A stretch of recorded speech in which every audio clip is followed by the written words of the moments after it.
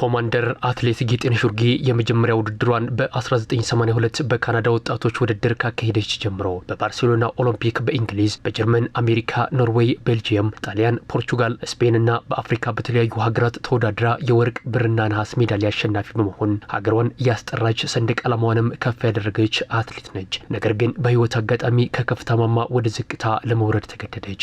ባጋጠማት የጤና መታወክ ምክንያት ለከፋ ችግር የተጋለጠችው አትሌቷ ልጆቿን ለማስተማር ከመቸገር ጀምሮ ወደ ገጠር ገብቶ ከዘመድ እስከ መጠጋት ያደረሰ ችግር ገጠማት። ያለኝን ቤት በጤናዬ በምን ጨርሼ ያው ተከራይቼ በጡረታ ደግሞ ተከራይቼ ነበር የምኖረው እና በቂ ሳይሆን ሲቀር በቀጥታ ያ ቤተሰብን ያስቸገርኩ ልጆቼ ትምህርት ሁሉ እስከማቋረጥ ደርሰዋል። በማገኛት ጡረታ እና አንዳንድ ጓደኞቼ አንዳንድ ጋፍ ያደረጉልኝ እዚህ ደርሻለሁ። የዚህች የሀገር ባለውለታ ያለችበትን ሁኔታ የተረዳው የአዲስ አበባ ከተማ አስተዳደር አትሌቷን ጨምሮ ለሌሎች የሀገር ባለውለታ አትሌቶች ወገናዊ ድጋፍ አድርጓል።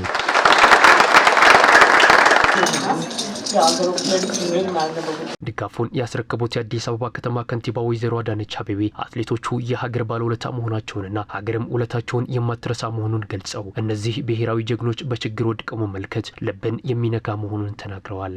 ብሔራዊ ጀግኖች ናቸው። ኢትዮጵያን ያኮራችሁ፣ ኢትዮጵያ በእናንተ ጥረት፣ በእናንተ ጀግንነት፣ በእናንተ ብቃት፣ በእናንተ ሀገር ወዳድነት ባንዲራዋ ከፍ ብሎ በአትሌቲክስ ስሟን አድሳችሁ ከፍ አድርጋችሁ ያኮራችሁን ሁሉ ጊዜ የምናከብራችሁ ጀግኖቻችን ናችሁ። አትሌቶቹ የወጣትነት ዘመናቸውን ሁሉ ለሀገራቸው መስጠታቸውን የሚናገሩት ከንቲባ አዳነች በችግር ውስጥ ሲወድቁ ሀገራቸው እንደማትዘነጋቸው ገልጸዋል። ብዙ ለፍታችኋል። ለሀገራችሁ ነው የለፋችሁት። ገንዘብ ለመስራት ቢሆን ኖሮ ምናልባት እናንተ ዛሬ ብዙዎችን የምትረዱ ልትሆኑ ትችላላችሁ። እንዲህ አይነት ችግር ሲያጋጥም ሀገር አትዘነጋችሁ። ሀገር ታከብራችኋለች።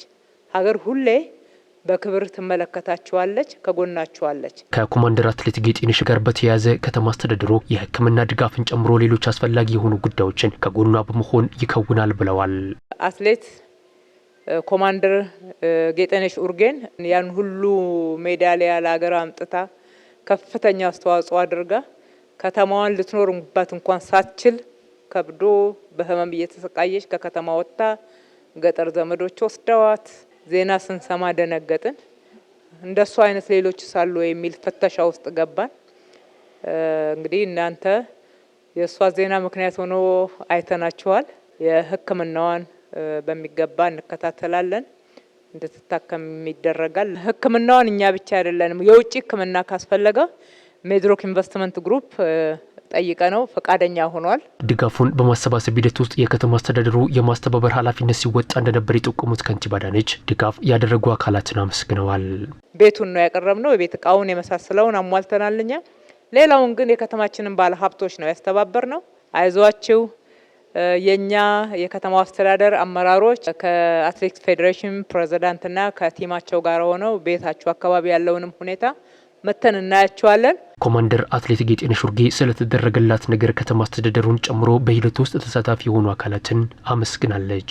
እኔ ያልጠበቅኩት ደስታ ነው የገጠመኝ። ከፍተኛ ደስታ ነው የገጠመኝ። እኔ ቤተሰቤ ጭምር በጣም የተደሰተው ያልታሰበ ስጦታ ነው የተሰጠኝ። ይሄው የቤት እቃ ሙሉ ተደርጎልኛል። የ10 ሚሊዮን ብር ድጋፍ ተደርጎልኛል። የሀገራችን አውታሮች ባለሀብቶች ሁልጊዜም ከሀገራችን ጎን ከህዝባችን ጎን ቆመው ያሉ ባለሀብቶች 10 ሚሊዮን ብር ሽልማት ተደርጎልኛል። በጣም ነው የማመሰግነው። ባለሀብቶቻችን ምን ጊዜም የህዝባችን የሀገራችን አውታሮች ናቸው። ድጋፍን በሚመለከት ያው በሚዲያ እንሰማለን፣ በሁሉም ቦታ ቆመው ያሉ ናቸው። ይኑሩልን፣ እድሜ ይስጥልን። እድሜ ነው የሚለመነው፣ እድሜ ይስጥልን።